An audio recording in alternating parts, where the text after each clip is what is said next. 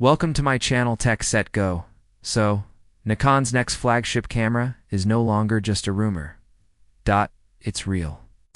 It's coming, and it might be closer than anyone expected. The Z9 Mark II, possibly called the Z9 II, is shaping up to be a serious game changer. It's rumored to land before the 2026 Winter Olympics. That timing makes sense. Global events are a showcase for camera makers. It's where they prove what their technology can do. But before you start counting your savings, ask yourself this. Is the Nikon Z92 something you really need? Or is it an expensive piece of overkill designed for professionals only? Let's find out now. What exactly is this camera going to offer? At the heart of the Z92's buzz is something huge: the global shutter. If Nikon pulls this off, it would leap ahead of Sony and Canon in one very big way. Almost every camera today, even top-end ones, use a rolling shutter. It captures the image line by line. It works well most of the time, but not always. When you pan the camera quickly or shoot fast to moving subjects, it can cause warping. Things bend, straight lines curve. It's subtle, but for professionals it matters. A global shutter doesn't have that problem. It reads the entire sensor all at once. No warping, no skew, no jello effect, just clean, sharp images every time. In both video and stills, for sports shooters, wildlife photographers, and fast-paced action work, this changes the game.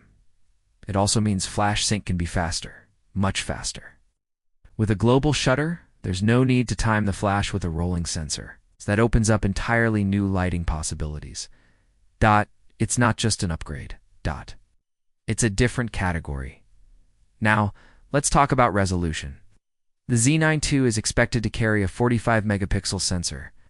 That might sound familiar because it's the same as the Z9. But pair that resolution with a global shutter and the results could be very different, especially in fast action scenarios where rolling shutter used to cause problems. But global shutters come with trade dash-offs. Historically, they've had issues in low light. They often struggle with dynamic range. That means shadows and highlights don't always look great. So, the question becomes, can Nikon deliver a global shutter that performs well in real-world conditions? That remains to be seen. But one thing's clear. The Z92 is being built for speed. And that brings us to the next headline feature. Reports say the Z9 II will shoot RAW at 40 frames per second. Yes, 40. That's double what the Z9 could do in RAW for JPEG shooters. The number is even more shocking. Up to 240 frames per second. Let that sink in. That's faster than many video frame rates. But in full resolution stills. It's not just about speed for the sake of it. It's about capturing the exact moment. The instant a bird takes off, the split second a runner crosses the finish line, the precise impact of a punch in a boxing match.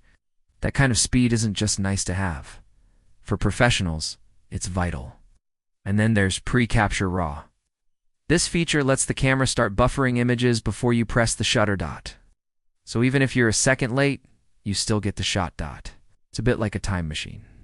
You press the button, and the camera gives you the moments leading up to it. This feature has been available in other brands, and even in Nikon Z8, after a firmware update. But it was noticeably missing from the Z9 that caused a lot of noise in the photography world. People were angry. Why did Nikon skip such a useful feature in their top body? Many believe it was a deliberate choice to hold something back for the Z9 II. That's true. It may hurt Nikon's relationship with loyal customers, especially those who paid $5,500 for a Z9, expecting long-term support.